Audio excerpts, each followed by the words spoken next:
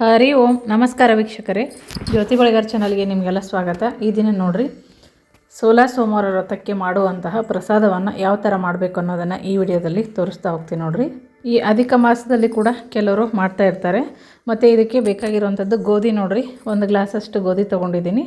ಮತ್ತು 1/4 ಕಪ್ಪಷ್ಟು ಬೆಲ್ಲವನ್ನು ತೊಗೊಂಡಿದ್ದೀನಿ ನೋಡ್ರಿ. ಆಮೇಲೆ ಸ್ವಲ್ಪ ತುಪ್ಪ, ಏಲಕ್ಕಿ ತೊಗೊಂಡಿದ್ದೀನಿ. ಡ್ರೈ ಫ್ರೂಟ್ಸನ್ನು ನೀವು ಬೇಕಂದ್ರೆ ತೊಗೋಬಹುದು. ಇದೇನಪ್ಪ ಅಂದ್ರೆ ಸ್ನಾನ ಆದಮೇಲೆ ಮಡಿಯಿಂದ ಮಾಡುವಂತಹದ್ದು ಈ ಒಂದು ಪ್ರಸಾದವನ್ನು. ಗೋಧಿಯನ್ನು ಫಸ್ಟ್ ನೋಡಿರಿ, ನೀವು ಅಳತೆಗೆ ಅನುಗುಣವಾಗಿ ನಿಮ್ಮ ಮನೇಲಿ ಎಷ್ಟು ಜನ ಇದ್ದಾರೆ, ಪ್ರಸಾದ ಎಷ್ಟು ಬೇಕು ಅನ್ನೋದನ್ನು ನೋಡಿಕೊಂಡು ತೊಗೊಳ್ರಿ. ಯಾಕಂದರೆ ಆ ಪ್ರಸಾದವನ್ನು ಉಳಿಸೋದಕ್ಕೆ ಬರೋದಿಲ್ಲ. ಹಾಗಾಗಿ ಎಷ್ಟು ಭಾಗ ಮಾಡಬೇಕು ಮತ್ತು ಯಾವ ಥರ ಮಾಡಬೇಕು ಅನ್ನೋದನ್ನು ಈ ವಿಡಿಯೋದಲ್ಲಿ ತೋರಿಸ್ತೀನಿ ನೋಡಿರಿ. 1 ಗ್ಲಾಸ್ ಗೋಧಿಯನ್ನು ತೊಗೊಂಡಿದ್ದೀನಿ ನಾನು. ಇದನ್ನು ಏನಪ್ಪ ಅಂತಂದ್ರೆ ಹುರ್ಕೋಬೇಕು. ಹಂಚಿಟ್ಟಿದ್ದೀನಿ ನೋಡಿರಿ, ನಾನು ಬೇಗ ಹುರಿತಾವಂತಂದು ಈ ಹಂಚಲ್ಲಿ ಹುರಿಬೇಕು. ನೀಟಾಗಿ ಅರಳು ಬರೋ ಥರ ಹುರ್ಕೋಬೇಕು ನೋಡಿರಿ. ರೇನು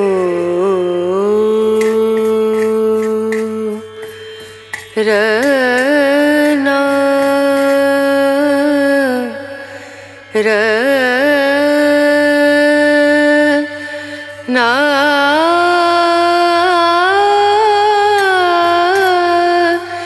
ನಾ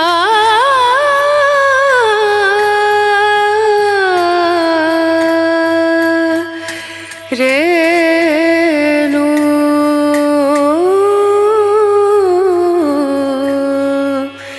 rain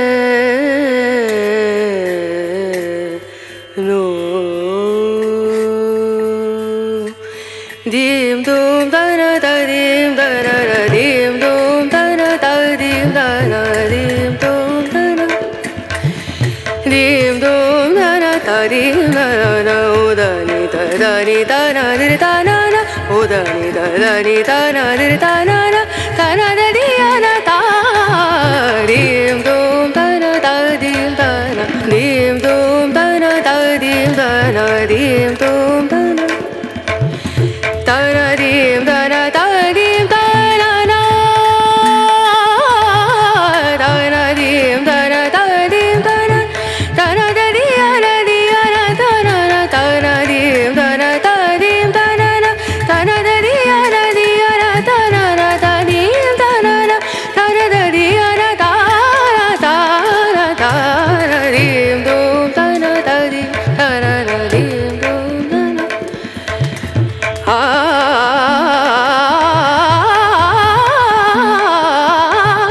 dim dum dana da dim dana dim sare ga ma ga re ga ma pa da ni sa ni da ni da ni da sa ni da ni sa ni ga re sa ni re sa ni da ni sa ni ga ma ga re sa ni re sa dim dum dana da dim dum dana dim dum dana dim dum da na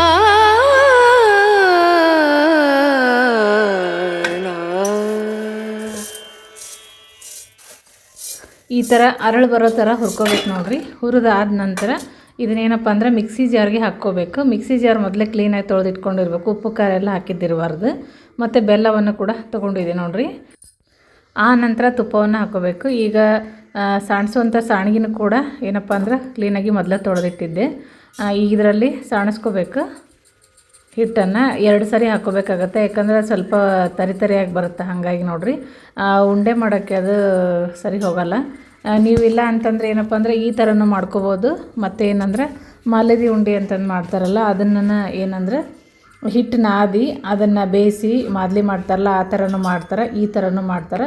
ಇದು ಪುಡಿ ನೈವೇದ್ಯನೂ ಕೂಡ ಮಾಡ್ತಾರೆ ನೋಡಿರಿ. ಇದನ್ನು ಪುಡಿನ ಇಡುವಂಥದ್ದು ಇರುತ್ತೆ. ನಾನು ಅದನ್ನು ಪುಡಿನ ಸ್ವಲ್ಪ ಉಂಡೆ ಥರ ಮಾಡಿ ತೋರಿಸ್ತೀನಿ. ಈ ಥರ ಸಾಣಿಸಿ ಇಟ್ಕೋಬೇಕು. ಇಟ್ಕೊಂಡಾದ ನಂತರ ತುಪ್ಪವನ್ನು ಬೆಲ್ಲ ಹಾಕಿ ಇನ್ನೊಂದು ಸತಿ ಮಿಕ್ಸ್ ಮಾಡಿ ತುಪ್ಪವನ್ನು ಹಾಕ್ಕೋಬೇಕು ನೋಡಿರಿ. ಸರಳ ಅಂತಲೇ ಹೇಳ್ಬೋದು. ಈಗ ಇನ್ನೊಂದು ಸರಿ ಏನಪ್ಪ ಅಂದರೆ ಈ ಹಿಟ್ಟು ಹಾಕ್ಕೊಂಡು ಅದಕ್ಕೆ ಬೆಲ್ಲ ನೋಡ್ಕೊಂಡು ಹಾಕ್ಕೊಳ್ರಿ. ಉಪವಾಸ ಇದ್ದಾಗ ಜಾಸ್ತಿ ಸ್ವೀಟನ್ನು ತಿನ್ನೋಕ್ಕಾಗಲ್ಲ, ಒಂದು ಮೀಡಿಯಮ್ಗೆ ಹಾಕ್ಕೊಂಡ್ರೆ ಸಾಕು ಬೆಲ್ಲವನ್ನು. ಇದರಲ್ಲಿ ಏನಪ್ಪ ಅಂತಂದರೆ ಬೆಲ್ಲ ಹಾಕಿದ ನಂತರ ಎಷ್ಟು ಭಾಗ ಏನು ಅಂತಂದು ಹೇಳ್ತೀನಂತ. ಈ ಥರ ನೋಡಿರಿ, ಬೆಲ್ಲವನ್ನು ಹಾಕಿ ನಾನು ಮಿಕ್ಸ್ ಮಾಡಿಕೊಂಡೆ. ಅದಕ್ಕೆ ಈಗ ಏಲಕ್ಕಿ ಪುಡಿ ನೋಡಿರಿ ಇದ್ರಾಗನ ಹಾಕ್ಕೋಬೇಕು. ಇಲ್ಲ ಡೈರೆಕ್ಟ್ ಏಲಕ್ಕಿ ಹಾಕ್ಕೊಂಡ್ರೆ ನಡೀತೈತಿ, ಸಣ್ಣಾಗುತ್ತೆ ಮಿಕ್ಸಿ ಜಾರ್ನಾಗ. ಈ ಥರ ಪುಡಿಯನ್ನು ಮಾಡ್ಕೋಬೇಕು ನೋಡಿರಿ. ಬೆಲ್ಲ ಹಾಕಿ ಈಗ ನಾನು ರೆಡಿ ಮಾಡಿ ಇಟ್ಕೊಂಡೀನಿ. ಈಗ ಇದಕ್ಕೇನಂತಂದ್ರೆ ಕಾಯಿಸಿ ತುಪ್ಪವನ್ನು ಹಾಕ್ಕೋಬೇಕು. ಇದರಲ್ಲಿ ಏನಂದ್ರೆ 3 ಭಾಗವನ್ನು ಮಾಡ್ಕೋಬೇಕು ಪ್ರಸಾದವನ್ನು. ನೀವು ಈ ಥರ ಪುಡಿ ಆದ್ರೂ ಇಡಬಹುದು ದೇವರಿಗೆ, ಇಲ್ಲಪ್ಪ ಅಂತಂದ್ರೆ ಉಂಡೆ ಥರ ಆದ್ರೂ ಮಾಡ್ಕೋಬಹುದು.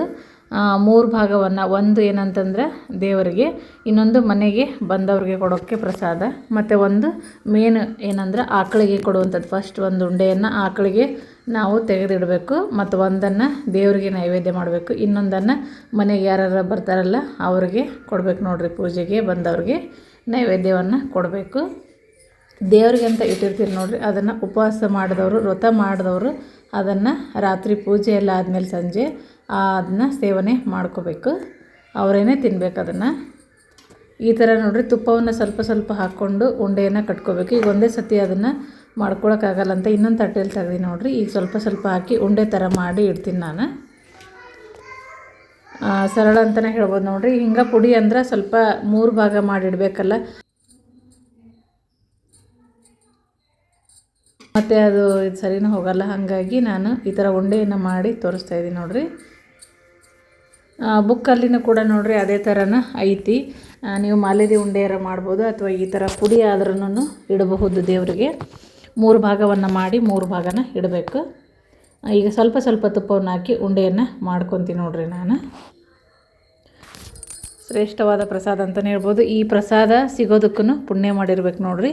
ಮತ್ತು ಈ ವ್ರತ ಮಾಡೋರ ಸಂಖ್ಯೆ ಕಡಿಮೆ ಅಲ್ಲ, ಹಾಗಾಗಿ. ಮತ್ತು ಇನ್ನೊಂದು ಏನಂತಂದ್ರೆ ಶ್ರೇಷ್ಠ ಪ್ರಸಾದ ಅಂತಲೇ ಹೇಳ್ತಾರೆ ಇದನ್ನು. ವ್ರತಗಳಲ್ಲಿ ಶ್ರೇಷ್ಠ ವ್ರತ ಇದು. ಈ ಥರ ಉಂಡೆಯನ್ನು ಮಾಡ್ಕೋಬೇಕು. 3 ಉಂಡೆ ನೋಡಿರಿ. ಆಕಳಿಗೆ ಒಂದು, ದೇವರಿಗೆ ಒಂದು, ಮತ್ತು ಬಂದವರಿಗೆ ಕೊಡೋದಕ್ಕೆ ಪ್ರಸಾದ ಒಂದು. ಇನ್ನೊಂದು ಏನಂತಂದರೆ ಈ ಒಂದು ಉಂಡೆಯನ್ನು ನಾವು ಕಡ್ಡಾಯವಾಗಿ ಆಕಳಿಗೆ ಕೊಡಲೇಬೇಕು. ಹಸುವಿಗೆ ಅದನ್ನು ತಿನ್ನಿಸಿ ಬರಬೇಕು. ಆವತ್ತಾಗಿಲ್ಲ ಅಂದ್ರೆ ನೀವು ಮಾರನೇ ದಿವಸ ಆದರೂ ಸರಿ ಹಸುವಿಗೆ ಒಂದು ಉಂಡೆಯನ್ನು ನಾವು ಕೊಡಲೇಬೇಕು. ಅಂದ್ರೇ ಪೂಜಾ ಫಲ ನಮಗೆ ಸಿಗುತ್ತೆ, ಇಲ್ಲ ಅಂದರೆ ಸಿಗೋದಿಲ್ಲ ನೋಡಿರಿ. ಹಾಗಾಗಿ ಈ ಒಂದು ಪ್ರಸಾದವನ್ನು ಕಡ್ಡಾಯವಾಗಿ ಕೊಡಲೇಬೇಕು ಹಸುವಿಗೆ. ರೇಣು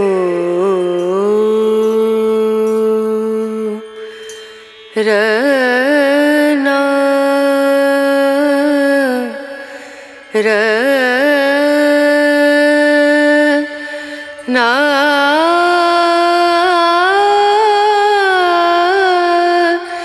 ನಾ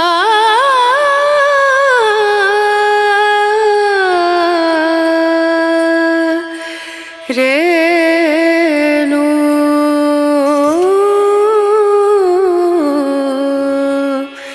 ರೇಣು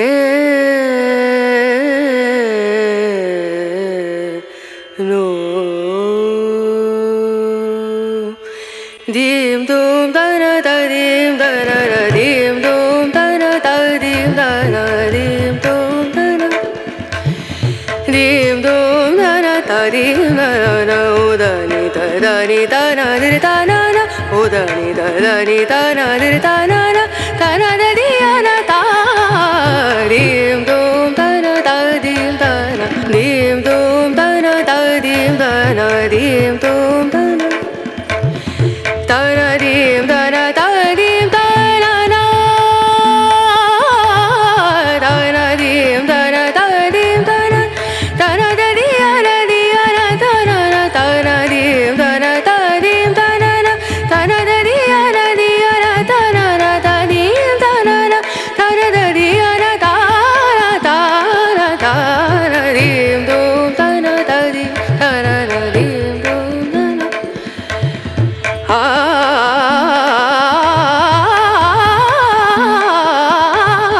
dim dum dana da dim dana dim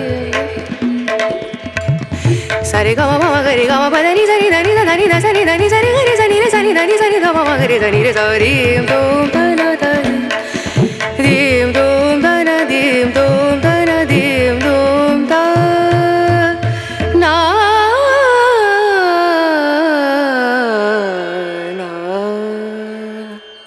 ನೋಡಿರಿ ಈ ಥರ 3 ಉಂಡೆಗಳನ್ನು ಮಾಡ್ಕೋಬೇಕು. ಅದಕ್ಕೆ ಮಿಕ್ಕಿರೋದಕ್ಕೆ ತುಪ್ಪವನ್ನು ಹಾಕ್ಕೊಂಡು ಮತ್ತೆ ತೋರಿಸ್ತಾ ಇದ್ದೀನಿ ನೋಡಿರಿ. 3 ಉಂಡೆಗಳು ಆಗುತ್ತೆ. ತಟ್ಟೆಯಲ್ಲಿ ಅದನ್ನು ಉಳಿಸ್ಬಾರ್ದು ನೋಡಿರಿ. ತುಪ್ಪವನ್ನು ಹಾಕ್ಕೊಂಡು ಮತ್ತೆ ಅದನ್ನು ಆ ಉಂಡೆ ಜೊತೆನೇ ಆ್ಯಡ್ ಮಾಡ್ಕೋಬೇಕು. 3 ಸಮಭಾಗಗಳಾಗಿ ಮಾಡಿ 3 ಉಂಡೆಯನ್ನು ಮಾಡೋದು. 3 ಸಹ ಶಿವನ ಮುಂದೆ ಇಟ್ಟು ಪೂಜೆಯನ್ನು ಮಾಡಬೇಕು.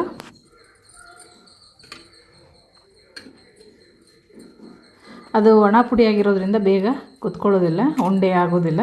ಸ್ವಲ್ಪ ತುಪ್ಪ ಹಾಕ್ಕೊಂಡು ಉಂಡೆಯನ್ನು ರೆಡಿ ಮಾಡ್ಬೇಕು ನೋಡಿರಿ. ಸ್ನಾನ ಎಲ್ಲ ಆದಮೇಲೆ ಮಡಿಯಿಂದ ಮಾಡುವಂಥದ್ದು ನೋಡಿರಿ ಇದು ಉಂಡೆ. ಸಂಜೆ ನೀವು ದೇವರಿಗೆಲ್ಲ ನೀವು ರೆಡಿ ಮಾಡ್ತೀರಲ್ಲ ಆ ಟೈಮಲ್ಲಿ ಮಾಡುವಂಥದ್ದು ನೋಡಿರಿ. ಈ ಥರ ಒಂದು ಆಕಳಿಗೆ, ಒಂದು ದೇವರಿಗೆ ಮತ್ತು ಒಂದು ಮನೆಗೆ ಬಂದವರಿಗೆ ಪ್ರಸಾದ ಕೊಡಲಿಕ್ಕೆ ದೇವರಿಗೆ ಅಂತ ಇಟ್ಟಿರೋದನ್ನು ಯಾರು ವ್ರತ ಮಾಡ್ತಿರ್ತಾರೆ ನೋಡಿರಿ ಅವರು ಸ್ವೀಕಾರವನ್ನು ಮಾಡಬೇಕು. ಇದಕ್ಕೆ ಬಿಲ್ವಪತ್ರೆಯನ್ನು ಇಡಬೇಕು ನೋಡಿರಿ. ಪೂಜೆಗೆ ಇಡ್ತೀವಲ್ಲ ಬಿಲ್ವಪತ್ರೆಯನ್ನು ಇದಕ್ಕೂ ಸಹ ಪ್ರಸಾದಕ್ಕೆ ಇಟ್ಟು ದೇವರ ಮುಂದೆ ಇಡಬೇಕು. ಈ ಥರ ಮಾಡ್ಕೋಬೇಕು ನೋಡಿರಿ ಪ್ರಸಾದ. ಮತ್ತು ಈ ವಿಡಿಯೋ ಇಷ್ಟ ಆಗಿತ್ತಪ್ಪ ಅಂತಂದ್ರೆ ವಿಡಿಯೋಕ್ಕೊಂದು ಲೈಕ್ ಕೊಡಿರಿ, ಶೇರ್ ಮಾಡಿರಿ, ಕಮೆಂಟ್ ಹಾಕಿರಿ. ಹಾಗೆ ಇನ್ನು ಯಾರು ನಮ್ಮ ಚಾನಲ್ಲಿ ಸಬ್ಸ್ಕ್ರೈಬ್ ಆಗಿಲ್ಲ ಸಬ್ಸ್ಕ್ರೈಬ್ ಆಗೋದನ್ನು ಮರಿಬೇಡ್ರಿ. ಮತ್ತೆ ಹೊಸ ಮಾಹಿತಿಯೊಂದಿಗೆ ಮುಂದಿನ ವಿಡಿಯೋದಲ್ಲಿ ಸಿಗ್ತೀನಿ. ವಿಡಿಯೋ ನೋಡಿದ್ದಕ್ಕಾಗಿ ಎಲ್ಲರಿಗೂ ಧನ್ಯವಾದಗಳು.